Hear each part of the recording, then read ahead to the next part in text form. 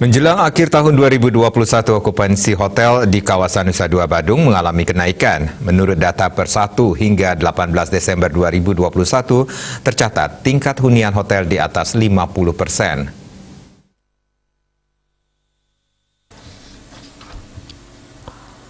Data ini meningkat dibandingkan dengan okupansi rate bulanan pada 3 bulan sebelumnya, yaitu November 2021 sebesar 33,03%, Oktober 2021 sebesar 26,63%, dan September 2021 sebesar 10,94%.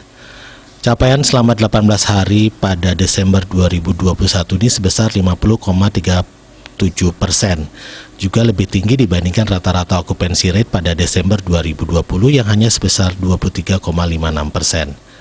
Sementara pada periode September hingga November 2020, okupansi rate berturut-turut sebesar 4,63%, 8,93%, dan 10,9%.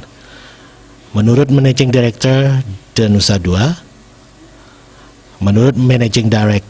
Nusa Dua, Igusti Ngurah Ardita, peningkatan okupansi rate ini dipengaruhi oleh bertambahnya kegiatan kepariwisataan di kawasan Nusa Dua, mulai dari penyelenggaraan event olahraga hingga event meeting, insentif convention and exhibition atau MICE bertaraf internasional.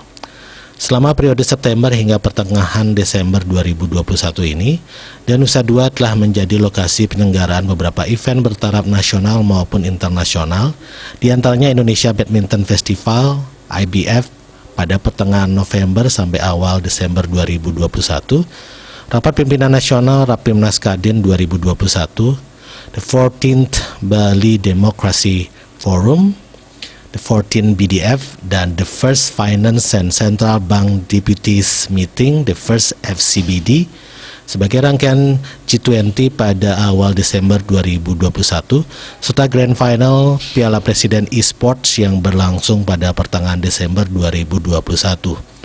Dan Nusa Dua juga telah terpilih sebagai lokasi rangkaian penyelenggaraan event KTT G20 mulai Desember 2021 hingga Oktober 2022. Sebanyak 8 hotel di kawasan Nusa Dua telah ditunjuk sebagai lokasi menginap para delegasi selama penyelenggaraan event. Selain rangkaian KTT G20, Nusa Dua juga akan menjadi tuan rumah sejumlah event, diantaranya Global Platform. Selain rangkaian KTT G20, Nusa Dua juga akan menjadi tuan rumah sejumlah event, diantaranya Global Platform for Disaster Risk Reduction (GPDRR) pada Mei, serta Bali and Beyond Travel Fair 2022 pada Juni. Yudi Karnadi, Bali Post melaporkan.